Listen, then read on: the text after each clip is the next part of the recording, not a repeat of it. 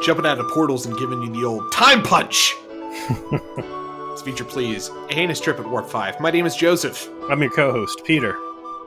Peter, let's not do too much dicking around, my friend. What episode of Star Trek Enterprise do we review this week? We have graduated to Season 2, Episode 1, Shockwave Pt.2. Peter, I was not a huge fan of Shockwave Part 1.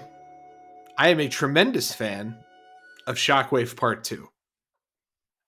I feel like I watched an entirely different television program this week in terms of the care of its production and the pacing of the show itself. I think that was my big problem last week, is the pacing just felt very slapdash. I loved it, and even though I knew what was going to happen, I was riveted. So I don't know if I've come around to your position, or maybe you're like, no, this sucks now, Joseph. Now you're the simp for Enterprise, but I'm here. I fucking loved it. No, this sucks now, Joseph. You're the simp for Enterprise. This was trash. I wouldn't on my scale put it as trash. I'm gonna file this as a 3, which I'm calling meh. And it doesn't surprise me that you enjoyed it as much as you did, because watching this, I felt like they were shooting it. I felt like I was rewatching Broken Bow, and I don't say that in a good way. There's parts of this that I enjoyed. There was a lot that I just flat out hated, and you could see they got their budgets refreshed for sure. Oh, hell yeah. The money was all over the place, and not just in the effects. Yeah. The everything that, as anemic as season 1 finished off, they came back with a boom. And it makes me wonder, if budgeting wasn't an issue, would this be the way that Rick Berman and Braga did all this? So this came out September 18th, 2002, written by Rick Berman, Bram Braga, directed by Alan Croker. All familiar names. Very. And I would have to say, gosh, I wish I could see like the script, and like green lines were written by Berman and red lines were written by Braga, and just see who's actually responsible for what. And I'm a little surprised you're this down on it. After your praise of last episode, and that there were stakes, and that there was action, and there was shit going on, this is just, it cuts out the middleman. Like, it goes into action, and it doesn't stop until the end. Yeah, I mean, I was pumped to start watching this. I was like sitting down. I was like, oh yeah, fuck yeah, we're getting back into this. Here we go. And funnily enough, and I want to just pause the episode here for a second. My wife comes in and goes, hey, do you mind if I watch with you? And I'm like, no, absolutely not. And then I go to Cube. I'm like, fuck, this is a part 2. I'm like, okay, so last episode. And then I'm sitting there and I'm like, how the fuck do I recap that cockamamie? like just for a second. You know what you're doing right now, Peter, is you're explaining why it is these shows tend not to be serialized. You could cut out the entire first season and just try to describe the last episode. It is absurd. Well, the temporal Cold War, and they set a colony on fire and it blew off the sky, and these shape-shifting mercenaries. So I was like, I don't know. Let's just hope that there's a recap before the episode. And luckily there was. Yes. Just enough. And I'll tell you what else I did. I tried watching the intro with my fingers crossed, hoping maybe, just maybe, they changed something, anything. Mm-mm. The sheer fucking hubris of Rick Berman. Like, a year later, he still thinks this was a good idea. How many people do you think told him this thing fucking sucks? Do you think he goes anywhere near the convention circuit? Like, I had to assume that people were just shitting on this thing out in the streets, right? Oh, yeah. I can't. Even in the rarefied bubble of LA, someone told him it was garbage. But And who are they working on this? This is still UPN, right? Yeah. He's got bosses. Like Vince McMahon didn't come over there and say... Vince McMahon just suplexes him and puts him through a fucking folding table. Yeah. You could just... for faith of the heart. Let me tell you something, Rick. I'm going to do you a favor. You can throw your intro out and I'll let you open your Star Trek show with The Rock's intro. This knockoff of Matchstick Men. And it'll be gold because what you have is trash. So, my biggest disappointment in all of this starts because we pick up in the past, I believe. No, we first have the teaser, which is where we see something that, or hear something, I should say, that dominates the proceedings is from a audiovisual standpoint, and that is all of T'Pol's lines that are spoken in the bridge and in the hallways are ADR'd. So I don't know what happened with the onset audio that they had to have Jolene Blalock come into the studio and re-record all of her lines for most of her lines for the episode. Like her speech at the end was on set audio, and there was a couple when she was having the vision of Archer that was on set audio, but it's almost all ADR'd in poorly. Like you can hear her lips smacking up against the fucking mic. It's like, what the fuck are you guys doing? You had to know that sounded bad when she was in the booth, right? What? Come on. Yeah, very questionable. I'd love to know more about that. We're going to start doing a new award, I think, when we're doing our season rips, and it is the worst Memory Alpha entry. This, clearly big money episode. It's season 2, episode 1. It's the first for the season. It is perhaps the smallest Memory Alpha that I've ever seen. Barely anything there. And it's a real shame because I had questions. I had questions about the ADR. I had questions about the clear budget upgrade. Mm-hmm. And I'm not just talking about like, there's some real cool space effects like damage on Enterprise, like carving up the hull. That stuff's cool. But just the cinematography of this episode seems to be at a different caliber.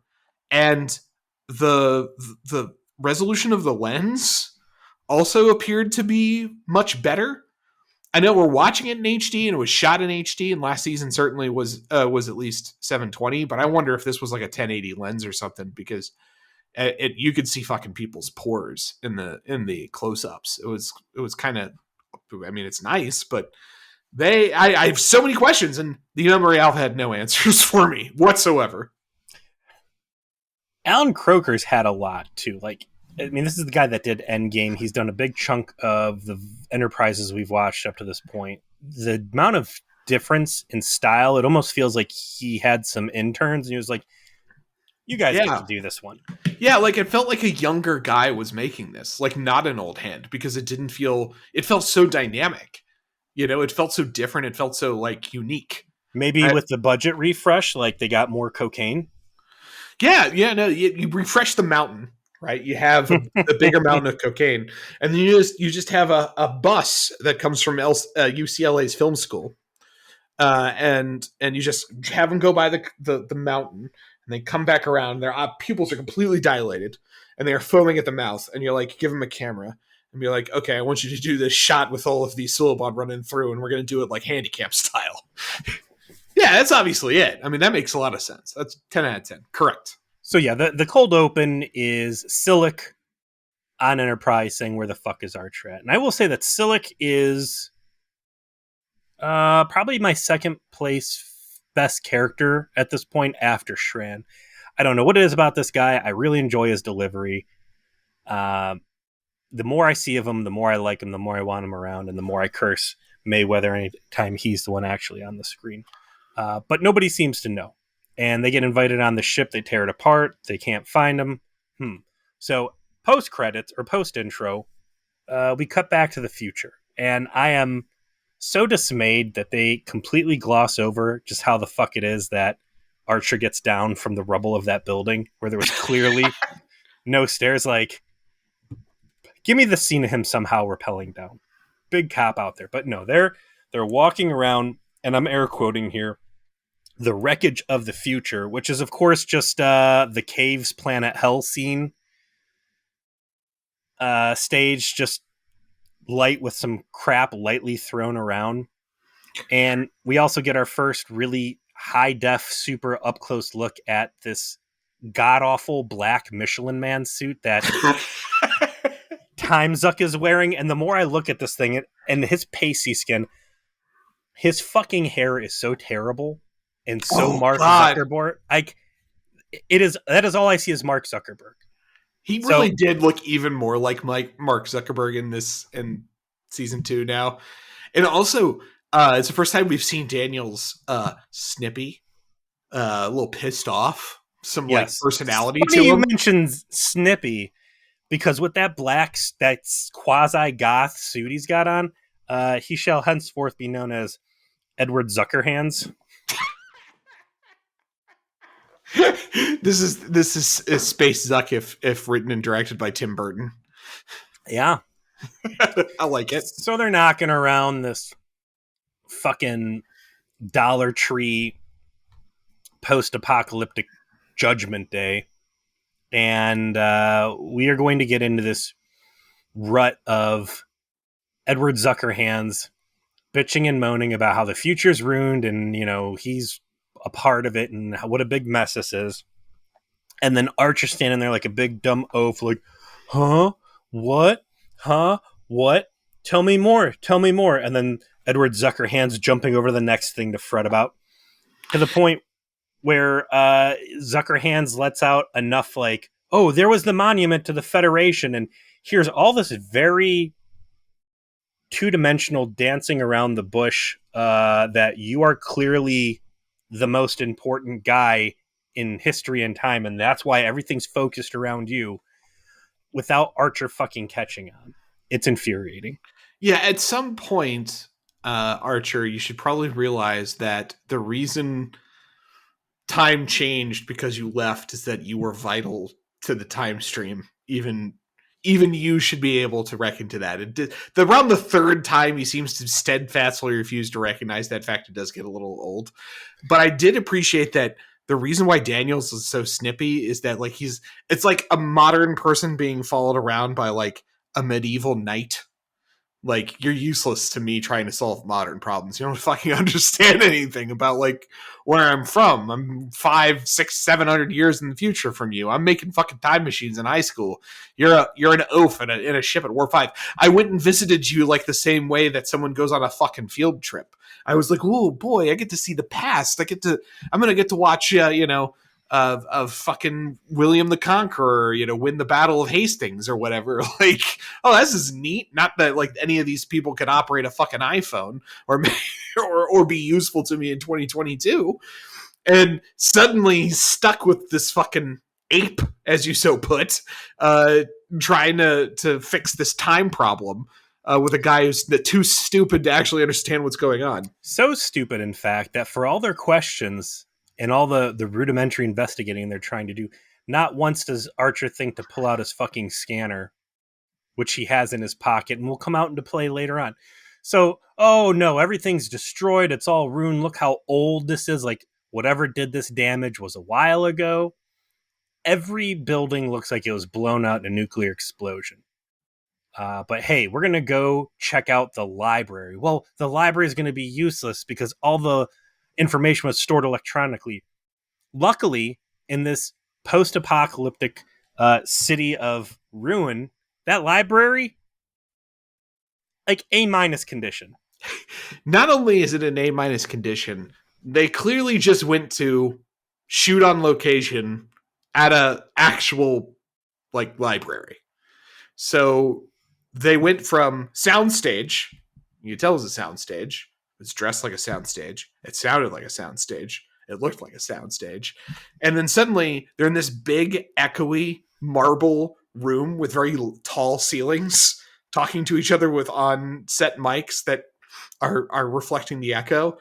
And it's clear they went to some library. They're there after hours, and they've dressed the place with some cobwebs, and they're going through the actual books that are on the actual shelves of this 2002 library that they're currently shooting in. The roof on this library must have been made out of, like, I don't know, invincible titanium or something. Of Not a course. hole in this roof, not a puddle of water, dirt, or anything. So all these books are in just pristine fucking condition. No Mad Max people have come through and taken the books for firewood or Why anything. would you? Yeah, you're being silly. Stop. No nuclear fireballs have ripped through this place and gutted it. It's just fucking move over half price books. There's a new flea market of paper around. And So Daniels keeps going from book to book. I'm sorry, the production of this scene is just endlessly fascinating to me. Daniels goes from book to book and then does his dialogue about how like the future has changed at the point where Archer was involved, and he's clearly they're just grabbing like fucking fiction books that look like they were written in like 1985, and he's like flipping through them like they're all histories or something, and you can see the fucking spines, you can see the titles. They got the plastic dust cover. Mm-hmm. That books library was like, we know where you are, bro. Your immersion is broken. I'm surprised you even noticed all that. I just couldn't take my eyes off of his hair. That's got to be a wig, right? I think it's more of a painted on. Maybe it's plaster. The same material that his suit was. It's certainly not something that is of God's creation. We'll be clear on that. So jump back to what I was saying before about the unending game of Daniels saying just enough to pique Archer's interests, Archer asking about it 2 or 3 times, and then giving up. You're in the fucking library. Daniels is doing his thing. Feel free to wander off on your own, Archer, and read some fucking books. And if this guy wants to act like a bitch and say, no, you can't read that, be like, fuck you, you're not in charge. We are the only 2 people left on Earth, and I will do as I damn well please. So get the fuck off me before I fist fight you up in your father's mansion's attic. Well, I mean, that's a tough one. He's got scissored hands. Like, Yeah, snippy hands. So he just keeps tagging along, badgering him with dumb questions. And then there's this horseshit eureka moment. And he's like, okay, well, we can't go back in time, but we know that Zordon was coming back in time and talking to the Suliban, the putty people with holograms. So do you have any technology on you? I need your scanner and your communicator. And I'm going to draw in the dust here real quick. We're going to make a device that can talk back in time using your archaic ass shit. And it's going to be so simple. We learned how to time travel in high school. Like that's the real crock of shit. There's the complete lack of scale and silliness in believing that all of the people that lived in this hyper future, that time travel was so basic that anybody would be able to span aeons back in time and beam like fucking, phone calls like you're calling grandma.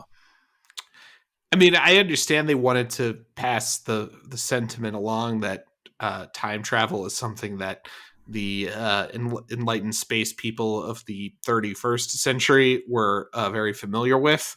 But I learned how to do this back in high school. Might have been too much. The right way to phrase that would have been like, listen, everybody who's part of time organization, we know how to do this stuff just for emergency purposes. Or I think I can. It's part of rudimentary like temporal theory that all time agents learn, or something like. Sure, that. It's not basic. Yeah. Not the fucking kid jamming pen caps into the electrical sockets in my science lab would be capable of doing. It's silly. It's dumb.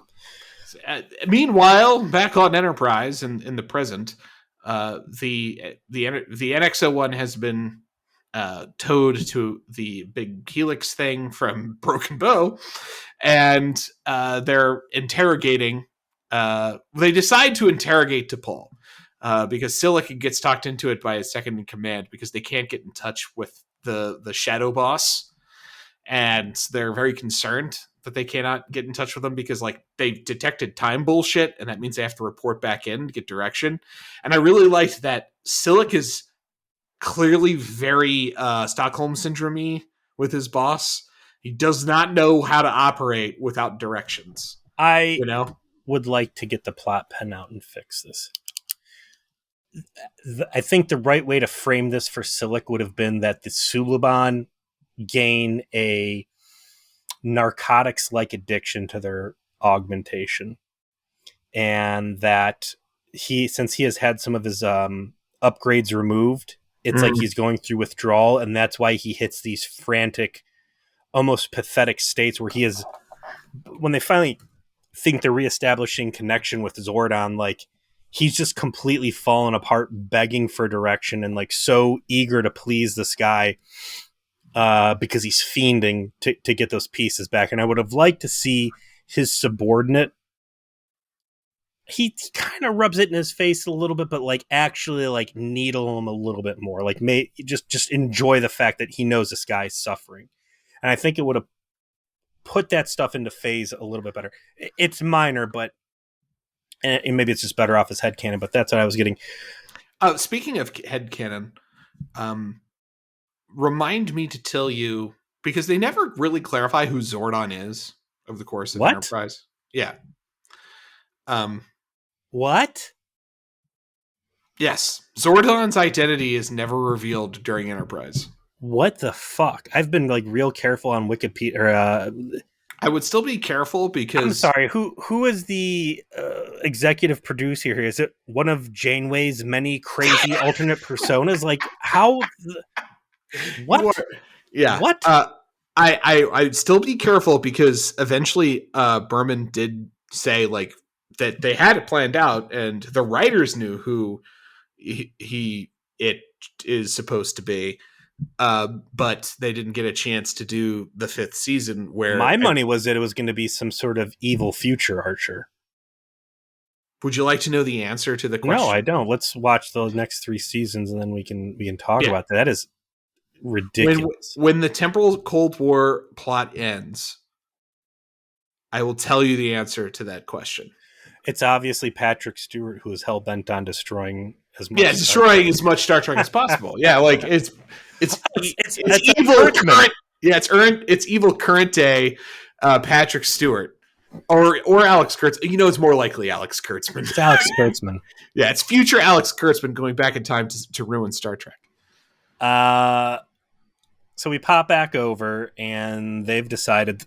There's a little bit of dissent, right? It was get Archer or kill everybody. Subordinates like, well, we should kill everybody. And then Silik's like, no, Archer obviously got zipped off to the future. And I don't know why it takes us as many scenes to believe that as it does, even though I got the fucking time readings and we can't find them, whatever.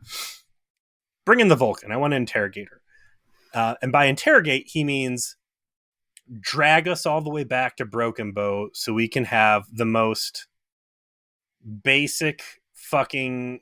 How do we phrase the awards? Sexual objective exploitation. Yes. That here comes the big negative marks on this episode for me. And this is the worst part for her. I mean, I actually think this part isn't as bad as what will happen second. Oh, it's not. Speaking of this is the jab setting up the fucking haymaker. So I would like to first credit Jolene Blalock, who I think got better during the off season as far as being able to play her character. Because, you got to keep in mind, like, season 1, she's trying to figure it out, right? Mm-hmm. She had all the time to watch the episodes, get feedback, talk to people. Comes back into playing the character in season 2. She has clearly learned something. I think that was evident from the beginning of, like, how to ride that line of, like, she's not supposed to be robot lady. She's still has emotions, but the gain is way down, Mm-hmm. And so the way it expresses has to be subtle and but still present. And that was much more there in this episode than was in the entirety of season 1. So credit where credit is due. I think that was well done on her part to evolve her portrayal. The issue is she does a great job being drugged, and like she's trying to resist the questioning by making sure she's answering truthfully, but trying to answer it in a very specific, truthful way. I thought that was well portrayed when they drag her in, right? She keeps getting asked questions, and she always tells the truth because that's probably, I assume, the chemical she's been given. But because she's Vulcan, she is keeping control of her faculties enough to give a specific, truthful answer wherever possible. And it's Silic who zeroes in on very specific questions to ask that she tries to resist answering and then cannot do so. I didn't read it that way. I read it that truly at this point she still believes that time travel isn't real and cites the findings of the Vulcan Science Directorate. And just as much as that annoys and vexes Archer, it's doing the same thing to Silic, where they're both like, bitch, obviously there's fucking time travel. Just please, I want to move on from this point. I don't think that I think the last line of the episode belays the truth, frankly. She is willing to give that answer when asked about time travel because it is a truthful answer. And she is trying to not disclose actual information. And so she makes Silic work for it as hard as fucking possible to find out what's going on. But I will say that, maybe you're right, because I was not really paying attention to the scene as to what she was saying. I was more reeling in my fucking seat. What's the word I'm looking for? It's not disgusted. Annoyed, I guess, that we've fallen back into this maximum midriff mode where they have taken T'Pol, they have stripped her out of her uniform, they've got some sort of like dog collar on her that's pumping her full of juices like she's Venom and Batman. And I'm trying to think of what we should call this episode. My forerunner is Naval Academy. What was it? Was it Zuckerberg Nippy Hands or whatever the fuck the name? Edward Zuckerhands. Edward Zuckerhands. All that's second fiddle to the amount of TNA that they're pushing through the entire interrogation. Her on her bed, her rolling around on the floor. Well, that's it. That was post interrogation. During the interrogation, you don't see anything. Yeah, man. She's got that crop top on. But they don't show you her whole body very much. It's clearly just. I thought they showed enough. That already, I was like, come on, enough with this fucking shit. Like, you're telling me that's what she's wearing under her uniform?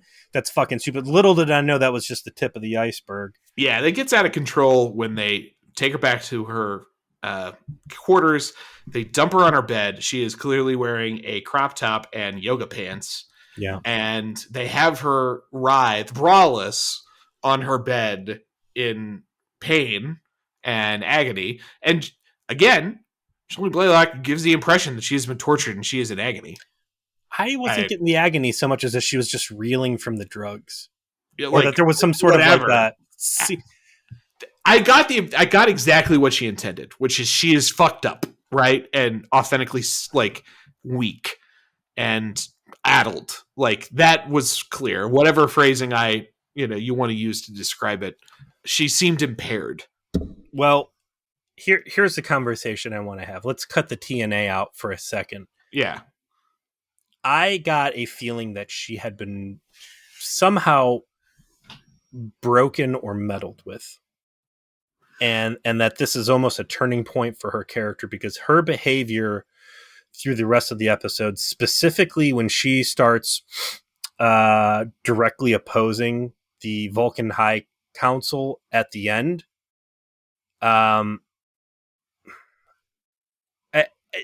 you've intimated in the past that at some point she is going to see a character, that something's going to happen that's going to change her character. Is this it? No. Because I would have put my money that this is like that something about that interrogation has changed the way she works, and that we were going to get a different person moving forward. So it's interesting. The moment will happen, and then there's a lot that you'll have to consider after it happens. I'll just leave it at that. We also skipped over a part. Jump back over to Admiral Forrest at Starfleet Command. Oh, we'll get to that in a second. I want to finish our conversation about TNA, because we haven't really talked about how gross it is yet. So the Jolene Blaylock's ability to portray getting fucked up aside, they linger the shots over her writhing body to display her admittedly very attractive form as much as possible within the frame over the course of the scene in a way that I can only describe as leering. High exploitation. Yeah. That scene of her rolling around should have been 2 to 3 seconds, and I want to say it was well over a minute of a 45-minute episode. They made a point of doing it and just to do it. and they really made sure you saw all of her. And again, we haven't seen it be this blatant since Broken Bow. So, like, what the fuck, man? Again, I'd kind of hope that we had grown out of it. It's been a while since there was anything that juvenile, and there it is. And man, she's got some fucking rockin' stomach action, right? Like, yeah, I mean, again, this is the most fit ship in all of fucking Starfleet. sure, but I'm just like, fuck, like, come on. Again, you like the episode, you like Broken Bow. Maybe they sat down and they did the math and they said, all right, well, we had strong ratings out of the gate and we think it was good. Like, how much of that can we retread in this episode? Well, we're going to get the action. We're going to get the space battles. We're going to get the gunfights. Got to get the boobs out. Got to get the tummy out. And this time we're going to drag Hoshi in on it too. But, like, I don't know, man. Maybe contractually she had something where, like, X amount of episodes, they had to be able to get away with stuff like this. But during this scene, again, and it's a shame that it's juxtaposed with this clear sexual exploitation. There's this great process that she's going through while Archer tries to talk to her through the makeshift time communication device that Daniels has made to reach her mind, right? Because she's still lost in all the bullshit she went through. Whatever it was, whatever the drugs did to her, she is trying to focus and trying to communicate. She's like, the Vulcan Science Directory has determined that time travel is not fair, is what she ultimately says. And then you'd see she snaps into focus when he's like making the personal appeal, like, I need you to trust me. I like he shoots in there like straight up like Zordon from Power Rangers, just this floating, wobbly holographic head. That looks like a drug-induced vision, and that's why she's struggling to figure out what the fuck is going on, I also like that he just doesn't pick up on the fact that she's super fucked up, and he isn't like, all right, let's try Trip. She something bad has happened to her. Like, let's go with someone else. Let me not trust our big plan to someone who is clearly impaired right now. Let's now move to the scene with that back on Earth. And this actually happened all before Archer actually reaches out. Like, this is pretty early in the episode. We got Admiral Force office. There's Gary Graham with his rolling crew, and they're like, Enterprise has gone rogue, and Starfleet needs to deal with this. And Force is like, what do you mean? You're like, tell me more. And they're like, well, you guys ordered him back. He's not here. And now we're going to declare Enterprise basically outlaw, because I'm going to use some roundabout logic to assume that because my science officer, T'Pol, would have never agreed to not following orders, and Archer has now kidnapped her. So we're going to hunt down. I really liked this whole scene. I thought everyone turned on their acting extremely well. I love that, like, this Commander Williams guy from the fucking pilot is there. Oh, you mean Commander Superjock? Commander Close Talk. Like, Commander Superjock's like, come on, Admiral. Don't make me ride the bench. Yeah, let's smoke this dude right here. Soul Steel, get him, I'm gonna superplex him, and you can leg drop him. We can win this one. We can get this guy. He's your roided up buddy you bring when you to the bar with you when you're expecting trouble. But everyone's really fucking good in this scene. Gary Graham, like, they're all doing their stage actor thing, hitting their marks, and they are in each other's fucking faces at just the right level of intensity. I liked it. I want to say, I hate the Admiral outfits. The combination of shirt and tie with this goofy front zip jacket, it doesn't work. And all the guys wearing, like, the top brass Starfleet, it's an awkward, bad look. I don't know how to fix it. Maybe they just should have had... I don't know. It takes me out. But no, I agree. It's good. I think this scene vilifies the Vulcans, and I think it proves a lot of Archer's... Because Archer's been, like, over the top racist and leery of the Vulcans, right? Mm-hmm. I have a feeling this scene was designed to kind of make his viewpoints more sympathetic and show that the Vulcans are shitty and they are throwing low blows, and there's shit like this is actually going on. I mean, the implication that Saval leaves is we could always just fuck him up. Like, it's what I really liked about it, I think, was the reason why Starfleet has to treat what Vulcans tell them seriously is that ultimately the Vulcans hold all the cards. They have extraordinarily powerful ships, and they could just decide that humanity isn't allowed to explore the cosmos if they want. What the fuck is Earth going to do about it? Nothing. True. So how far do you push your luck with them? They're your allies. They're supposed to be, your friends. And the marker is getting laid down a little bit of like, if I've got to go fucking collect this jabroni, I'm going to go collect them. And there isn't a damn thing that you guys can do about it. And it doesn't say that. It doesn't do that threat because it's not supposed to. It's subtext, not text, because they're Vulcans. I thought that was excellent. Yeah. And there's a sort of there's a bit of like a theater to it all, in that like the Vulcans aren't going to throw themselves around and say fuck you no matter what. They have to prove that they're right, and that allows them to give them the kind of cover to enforce their will. And if they don't have that kind of circumstance to fall back on, they're not feeling comfortable, telling someone like Archer to go fuck themselves, or tell Starfleet, we're going to voluntold you that you're not allowed to explore deep space anymore. It's all of that in one scene. That's why I think I liked it. That stuff was all fine. Let's jump to the next stupid part. And that is okay. Trip has rigged the doorbells so they can actually use them as communicators. And I thought initially that Edward Zuckerhands was going to tinker with Archer's communicator, let him talk to Trip through the door. But in fact, he's just talking to Reed. Yeah, so he's setting up this intercom. T'Pol has her secret meeting with Zordon Archer. They share the plan, and they start their Ocean's 11 heist planning. And central to all of this is they need a way to get around the ship. And the ship doesn't really have Jeffrey tubes per se, but there is a crawl space, which it's just such a small crawl space, Joe, and Trip wouldn't be able to fit in it.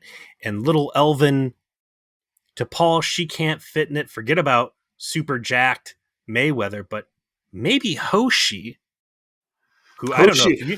With only a child or an Asian can fit within this crawl space. Who is the exact same size as T'Pol. And Hoshi's like, what did I see on the trauma support group? Someone saying that like now they've suddenly noticed that every line of dialogue Hoshi has begins with a sigh. You're right, and boy, oh boy, does that happen in this scene.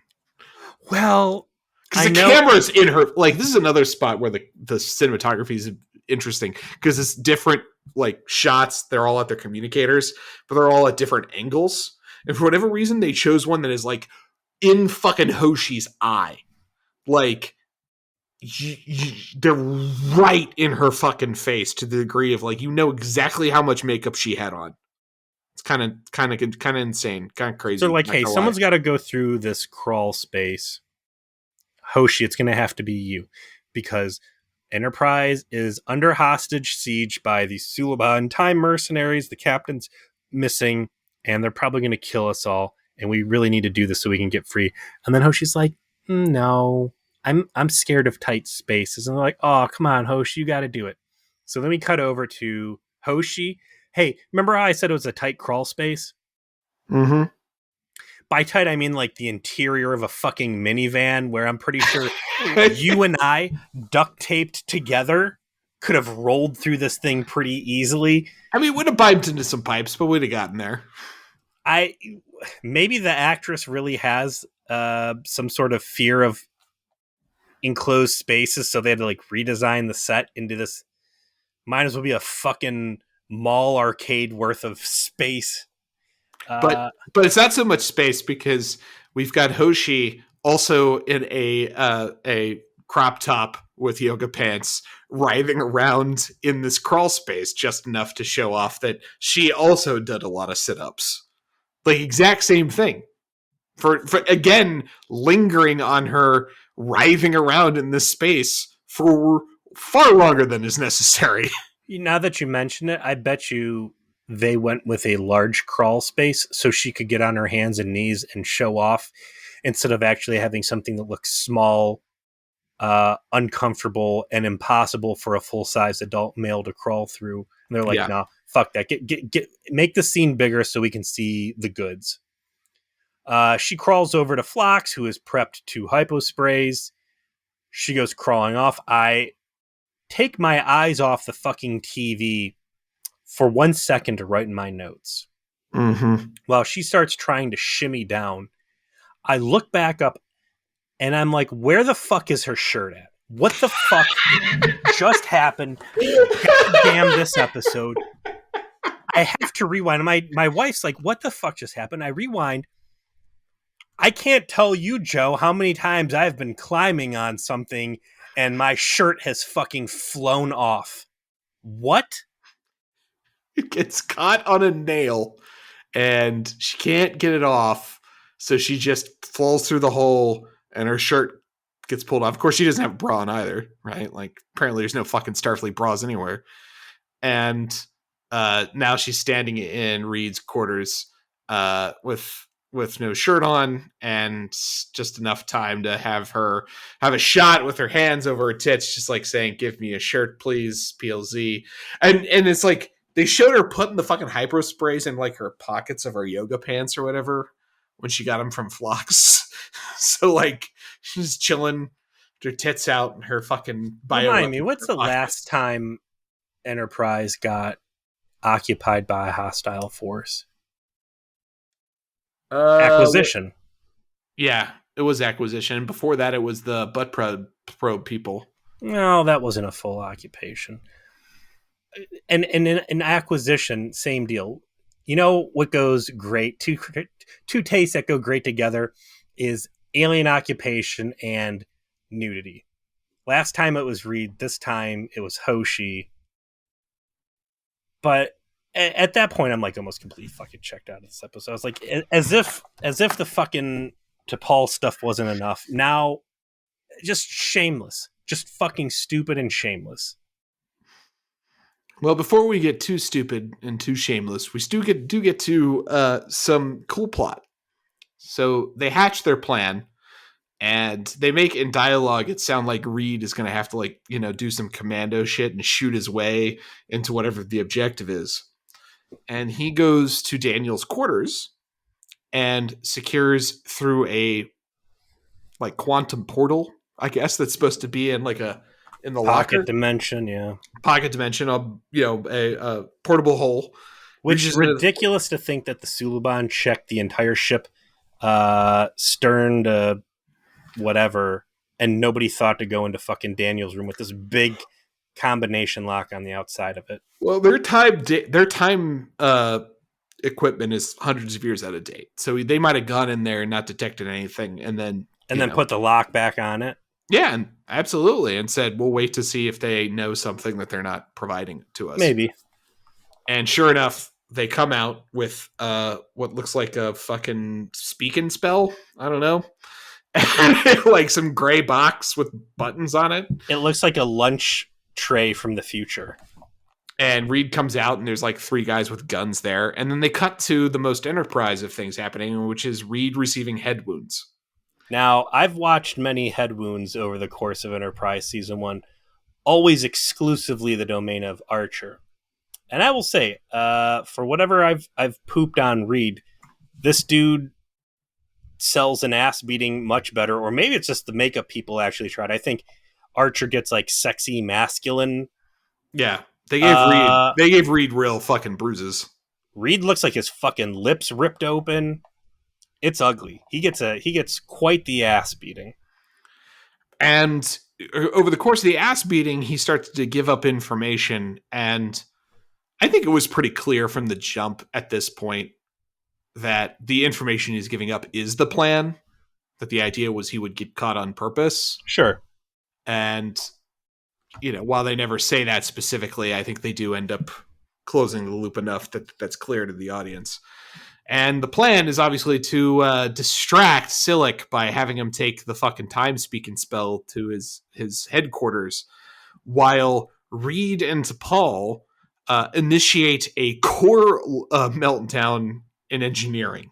So they bust in, pull their best 7 of 9, and shoot everyone in engineering, and then start the meltdown that the rest of the Suliban find and are like, the humans have decided to kill themselves. Can we leave PLZ? This is where maximum Silic kicks in for me. The abysmal leadership of this guy, the selfish way he acts, the insolence he shows when he is inconvenienced by a subordinate, like, hey, they're gonna fucking warp core breach this thing, like, can you help us? He's like, no, I'm busy, you deal with it, like rolling his eyes and stuff. Again, I said it before, I think it's the green makeup around his eyes, but there's some real Herman Munster vibes I get when he's being petty, and I love it. So he's got the speak and spell in his time chamber, and he's trying to summon Zordon with it, right? Basically the plan was that Reed's like, they didn't want you to have this. Why? Well, they were afraid you were going to contact somebody, but I don't know who. And then Silic's like, shit, this is how I can talk to my boss. Takes it back. He's trying to phone home. He starts getting a little bit of a connection. Meanwhile, over on Enterprise, they shoot a few dudes. They clear the ship. Everybody else is already abandoned. They tow it out of the nebula so it can go blow up on its own. And right before it blows up, it zips off into space, seemingly without pursuit, which I thought was crazy, but that is certainly not the case. They put like 30 ships to go hunt it down. Jump back over to the time room, and he starts kind of communicating. Mm-hmm. So you're telling me that you think that he's actually making communication with his boss? Because my thought on this was that the whole plan was that Edward Zuckerhands knew that he had this portal device hidden away, and that Silic is actually summoning the Street Fighter known as Jonathan Archer. Yeah, he's putting in the special code to get to Akuma, and he accidentally gets fucking dragon punched. And not dragon punch, he gets like fucking bicycle kicked. He thought he was getting a Street Fighter property. Instead, Johnny Archer Cage comes bicycle. No, I guess that was it was Liu Kang. Yeah, it was a shadow kick, which makes sense because that was that shadowy effect in there when it was working. Regardless, Scott Bakula peeling off another jump kick. I completely agree with your interpretation. Is that the Fugazi was that he was using the machine to what he thought was like link in with his boss, but you know what direction they gave Reed was like, press this button and this button and this button and give it to, let him give him to him, and it's going to connect to where we are. I'm going to give it to him. Yeah, and then I'm going to come up and I'm going to shadow kick, and I'm going to pull his heart out, and then put my shades on. And Archer wins. Fatality. Yeah. Silic gets rolled pretty hard. All of his mods and stuff must be turned off. Yeah. Archer got power leveled in Shockwave, remember? Like, he comes in and he's just like not an OP for PvP. Just immediately just like One Punch Man's fucking Silic into the dirt and takes his gun and is like, gives the dirty hairy voice of like, now you I'm not stuck here with you. You're stuck here with me. Sorry, you pull in your putty boys, your silly putty tricks, I'm going to blow your fucking head off. Silic's like, well, unfortunately, my plot armor is expired and I'm now in bitch mode. Cut over to Enterprise. It's trying to fly away. They're very clearly in warp. They're being pursued. And then I see the Enterprise firing its phasers in warp. After we've explicitly been told that is not a thing. Explicitly. Not a thing. I would harp on it if I didn't just watch 7 seasons of Voyager breaking core rules left and right. Right. I thought there was the fake war core breach and the effects of like how it was like blowing out the nacelles, and then they thought it blew it up, and then suddenly they flicker back to life and they go to warp. That was really cool. The battle itself, when they're like, not only really cool, it was was well done. Yeah. To a level where I haven't seen anything that fancy. And we saw that fairly regularly, like cool shit like that in Voyager. But that's the first time Enterprise visual effects have really pulled out the stops. They go to warp and they do the fight, and the Suliban are fucking up the ship, and they're like fucking writing their goddamn names in the hall with phasers. It's not good. And then suddenly it stops. And they realize the ships are backing off. I actually like the reaction that T'Pol had of like Mayweather's about to say the obvious thing, and she's like, "No, I see it. I see what's up." Yeah. And they contact the one ship that's coming up, and I just fucking they realize that their plan worked and that Archer is there, and Trip's like, "Son of a bitch!" He actually says it like. Florida man's very hard, and they're very excited that their fucking caper worked out, and that Archer, he had to take a hostage, but he got away, so he'd like to come home and they can get the fuck to this Vulcan ship and settle the plot once and for all. Now, Joe, do they keep Silic, or do they just let him go about his way? They let him go about his way. That seems to be what they clearly indicated, that he would be in his ship adrift, unconscious. If you're asking why, I don't fucking know. I would say is Jonathan Archer physically allergic to maybe winning this thing? Yeah, because I understand we can say, well, listen, the Colonel Grot thing, like he didn't cooperate in the war against the Cabal because he was real butthurt about this internment camp. This fucking guy just saw Judgment Day and his crew was taken hostage by the Putty Boys at least twice. He's got the dude knocked out. They're docked at the ship. There's physical evidence that time travel is real. Like, he's a witness. This guy's like super time criminal, not time criminal, super terrorist criminal, and the linchpin in a fucking, like, the future's attempts to destroy reality. Like, I didn't think we'd get into weak as shit. Well, yeah, I'm sorry. Whatever I'm saying that seems silly and dumb and everything else, of course, pales in comparison to Hoshi's shirt falling off her as she crawled out of a hole. Yes, I agree. It was still worse. Fucking stupid episode. So whatever. We get to the end. There is so. Before we get to the end, you are hating on this very hard for something that has a lot of action, a lot of cool scenes, really great cinematography, good effects, closes out the plot. Like, yeah, it's kind of dumb that they don't arrest Silic, and it is really dumb that Hoshi's shirt magically falls off. But other than that, this is pretty excellent. Let's put the third nail. Oh, hold on. I don't even know how many fucking nails in the coffin around this thing. Let's go to this stupid fucking gazelle speech. Okay. Go Defense, ahead. Take the floor. I don't think it was bad. I think I don't think it was terrible. He's trying to make a little metaphor about, humanity reaching into the stars, the newborn space power. The problem was not what he said. It was what he said it in response to, which was an excellent recitation on the part of Saval, talking about all of the criminal acts of the NX-01 over the course of season 1, which I thought you would deeply appreciate.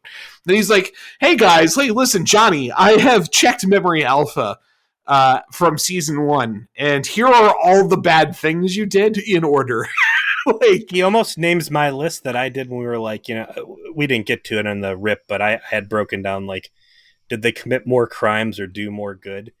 And yeah, for anybody paying even a modicum attention, like, Enterprise has a super bad track record, which he smears in their face very well. Glossing over a lot of things with Pajem, but of course that's going to get called to question here.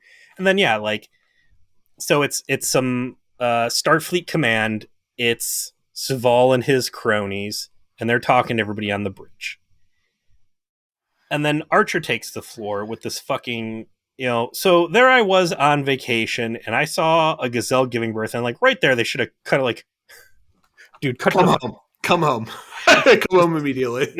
Are you drunk? What the fuck? They let him go on. He tells this fucking awful speech.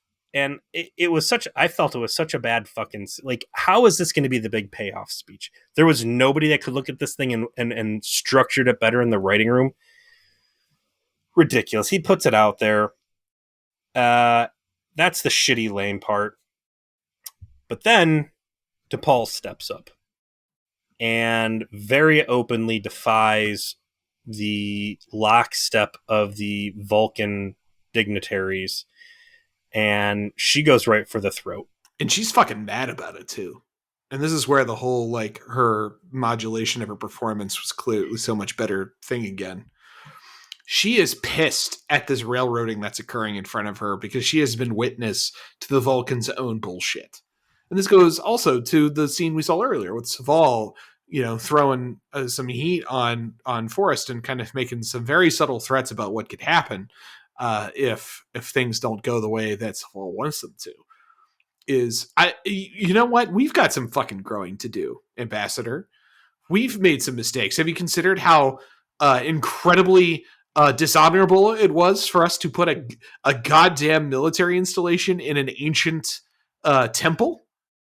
And then cry that it got destroyed. And then bitch about how we got found out? Have you considered that perhaps the problem was that we did that to begin with? Perhaps her sense that she gave was humanity needs to be out in the shit because someone else needs to be out here to ballast our bullshit. We cannot be the only ones out here doing this anymore. It's clear we are a little corrupt. We're not keeping everyone's interests at heart. These humans are kind of assholes and kind of idiots sometimes, but they're actually, their heart's in the right place. They helped the fucking Olive Garden planet out. They like to do the right thing. Yeah, they broke those guys out of prison, but it was kind of shitty that they were there. God, I was like, mention Dear Doctor. Suval, come on. It's gone. It's gone. Season 1's over, Peter. I never agreed to these terms. I said I would reduce. I will not forget. Anyways, so as hard as Archer shadow kicked Silic, T'Pol hits Gary Graham twice as hard as that. Gary Graham spins on his heel and just walks out of the meeting. I'm sure saying, I'm going to slap the taste out of that bitch's mouth in Vulcan as he fled. And Forrest is kind of like, okay, well, we'll be in contact. And we close out the episode with yet another shot confirming that outside of whatever she considers a duty uniform, T'Pol does not have any shirts that fit her. No, they're all midriff bearing. She does have a bit of Vulcan vanity to her. Covering up these abs would be illogical. After the amount of work she's done. And also wearing a bra. Wearing a bra would also be illogical. There's your episode title. Covering up this body would be illogical. And she is woken by Archer, who they have an odd moment where, like, Archer's like, pretty sure someone saw me coming in here. So there might be rumors that I'm getting a booty call. And they're like, don't worry, like, that person don't talk none. And Archer gives in the news of, like, you basically sealed the deal for us. Like, your speech convinced Starfleet to let us continue to do this. And, she's pleased by that, clearly. And I do like how the last lines of the episode work. It's like, I still don't believe in time travel. And then Archer just says, the hell you don't. Like, don't fucking lie to me. Like, the hell you don't. You clearly do. Don't fucking worry about it. I know you're just saying that to say it at this point. I liked it. I still liked it. Yes, there is shameless sexual exploitation. Yes, not arresting Silic doesn't make any damn sense. But all the time in the future was wasted. This is not a terrible episode. Again, I'm calling it meh, but it's got some real black marks on it. The going back to the sleazy, low budget. Low budget. You know, with all the sex and the action in it, like it does kind of feel like this is just a generic sci-fi original.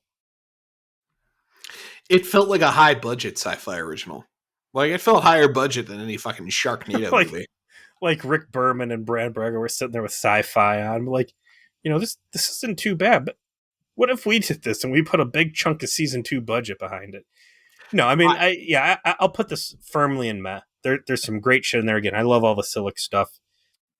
The biggest piece for me to take away from this is T'Pol's open rebellion. T'Pol was heavily criticized by Yumi to the point where you called her the worst character of season 1 because of lack of agency. And I hope that this is them taking what could be a pretty great character and fixing what has been fundamentally wrong with the portrayal of that character. And also bonus points. I don't think Mayweather's annoying a single time. Yeah, Mayweather isn't annoying. And Reed is useful. And Tripp is himself. And all the notes are hit. I will say this season is still a lot of poor Julian Blaylock being the sexual object. That they don't kick that for a while. But I do think this marks a tremendous increase in her ability to portray that character. So I do believe it will improve. And this was a great first step in doing that.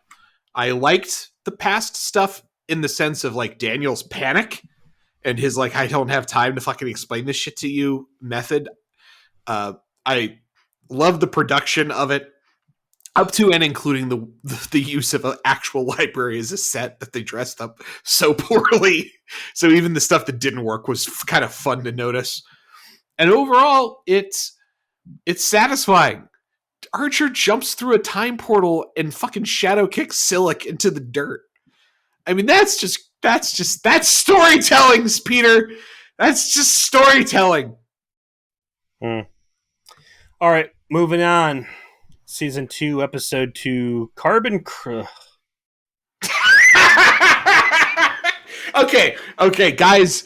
You may not be aware of this, but Peter was warned. I was warned. Carbon Creek, and I see...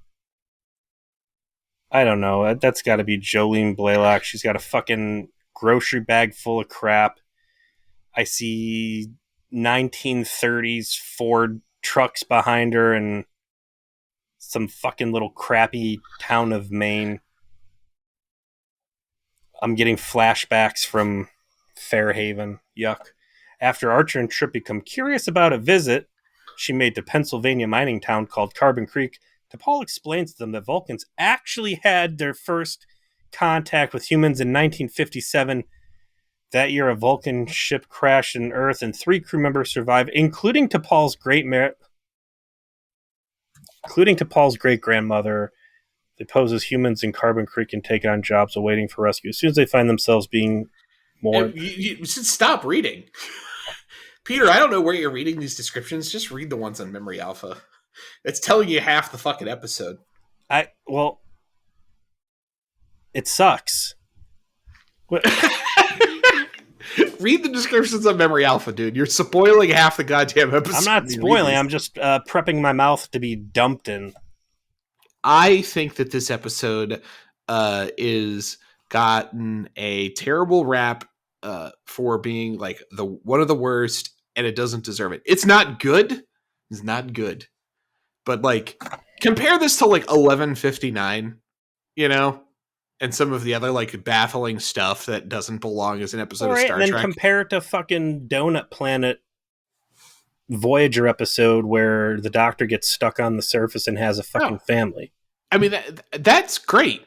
I'm not taking away from the good episodes, but like Carbon Creek gets this rap. It's like, oh, it's so bad, it's so terrible, and it's like, it's not good, but like, it is an interesting thought. And it didn't pan out. It is not like one of the worst. Well, I'll tell you, based on what I just saw for episode 1 of season 2, I'm assuming that T'Pol's grandmother, since she got a job on Earth, it's probably going to be like what, at Hooters or a strip club? I guess you're going to have to find out next week, Peter. Not just T'Pol being sexually objectified, but her grandma too. It runs in the family. Mm-hmm. We'll see everybody next week.